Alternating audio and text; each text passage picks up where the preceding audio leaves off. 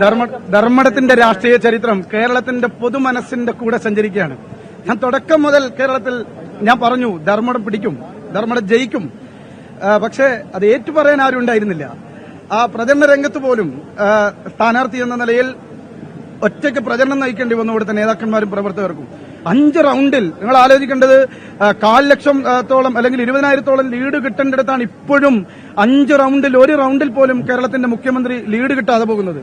ഇത് വിജയിച്ചതിന് തുല്യമാണ്. ഇനി ഇതിന്റെ നെറ്റ് റിസൾട്ട് എന്താണെന്നുള്ളത് ഞങ്ങൾക്കറിയില്ല. കാരണം പ്രവർത്തന സ്വാതന്ത്ര്യമുള്ളിടത്ത്, പ്രവർത്തിക്കാൻ സ്വാതന്ത്ര്യമുള്ളത്, ഞങ്ങൾക്ക് പോസ്റ്റർ ഒട്ടിക്കാൻ പറ്റിയെടുത്ത്, ഞങ്ങൾക്ക് വീട് കയറാൻ പറ്റിയെടുത്ത്, ഞങ്ങൾക്ക് വോട്ട് ചോദിക്കാൻ പറ്റിയെടുത്ത്, സ്ഥാനാർത്ഥി എന്ന നിലയിൽ എനിക്ക് പര്യടനം നടത്താൻ പറ്റിയെടുത്ത് മുഴുവൻ ഇതാ കേരളത്തിലെ ലോകത്തിന്റെ മുഴുവൻ മലയാളികളുടെ മുന്നിലും അഭിമാനത്തോടു കൂടി പറയാണ് UDFന് വേണ്ടി UDFന്റെ പ്രവർത്തകർ ലീഡ് പിടിച്ചിരിക്കുകയാണ്. ഇത് രാഷ്ട്രീയപരമായി പിണറായി വിജയന്റെ പരാജയമാണ്.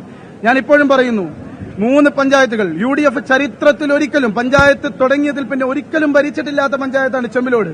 എല്ലാ കാലത്തും ഇടതുപക്ഷത്തിന്റെ കൂടെ ശക്തമായി നിന്ന പഞ്ചായത്താണ് അഞ്ചരക്കണ്ടി.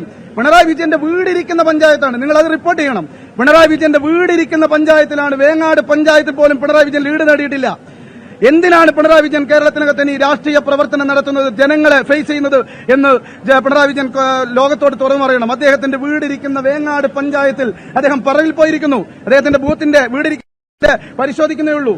അദ്ദേഹത്തിന്റെ വീടിരിക്കുന്ന പഞ്ചായത്തിൽ പോലും ജനങ്ങളെ വിശ്വാസം നേടാൻ അദ്ദേഹത്തിന് സാധിച്ചില്ലെങ്കിൽ ഈ തെരഞ്ഞെടുപ്പിന്റെ മുഴുവൻ പരാജയവും അത് ഏറ്റുവാങ്ങിയിട്ട് അതിന്റെ ഉത്തരവാദിത്വം ഏറ്റെടുത്ത് അദ്ദേഹം മാറി നിൽക്കണം. ഞാൻ ഇപ്പോഴും പറയുന്നു, ഇനി എണ്ണേണ്ടത് പെരളശ്ശേരിയാണ്, ഇനി എണ്ണേണ്ടത് ധർമ്മടമാണ്, ഇനി എണ്ണേണ്ടത് പിണറായി പഞ്ചായത്താണ്. ഞങ്ങളെ ബൂത്തിലിരുത്താൻ സമ്മതിക്കാത്ത പ്രദേശങ്ങൾ, ഞങ്ങളെ ബൂത്തിൽ നിന്ന് ആട്ടി ഓടിച്ച പ്രദേശങ്ങൾ, ഞങ്ങളുടെ പ്രവർത്തകരുടെ എന്റെ ബോർഡുകൾ, എന്റെ പ്രചരണ ബോർഡുകൾ, എന്റെ പോസ്റ്ററുകൾ വ്യാപകമായി മോഷ്ടിച്ചു കൊണ്ടുപോയ പ്രദേശങ്ങൾ, അതുപോലെ തന്നെ സ്ഥാനാർത്ഥി എന്ന നിലയിൽ എടക്കാട് പോലീസ് സ്റ്റേഷനിലും ചക്കരക്കൽ പോലീസ് സ്റ്റേഷനിലും പരാതിയുണ്ട്. സ്ഥാനാർത്ഥി എന്ന നിലയിൽ ലോകം മുഴുവൻ കണ്ടതാണ് എന്റെ പര്യടനം തടഞ്ഞ പ്രദേശങ്ങൾ.